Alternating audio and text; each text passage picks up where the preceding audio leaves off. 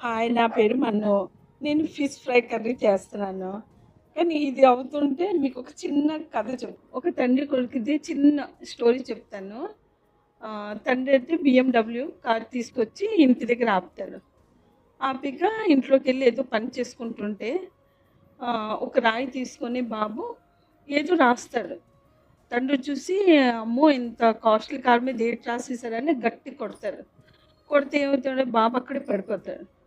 పడిపోతే బాబుని తీసుకొని హాస్పిటల్‌కెళ్ళేటప్పటికి బాబుండడు. బాబుండ ఆ! బాబుండడు. బాబుండకపోతే అసలు ఏటి జరిగింది? అసలు ఏటి నాకు రాసాడు నా కొడుకని చూస్తే డైరీ అని రాసుంటది.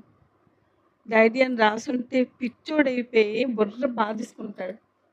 బాధేసుకుంటే దాని అర్థం అంటే ఏటంటే, అసలు ఎవ్వరికీ ఏమీ తెలియకుండా ఏ మనిషికి జడ్జ్ చేయకూడదు. ఏమీ తెలియకోకుండా ఒక పర్సన్‌కి జడ్జ్ చేయకూడదు. ఈ కథ వల్ల మీకేం అర్థమైందో కామెంట్స్‌లో చెప్పండి. మన్ను కిచెన్ స్టోరీకి ఫాలో అవ్వండి.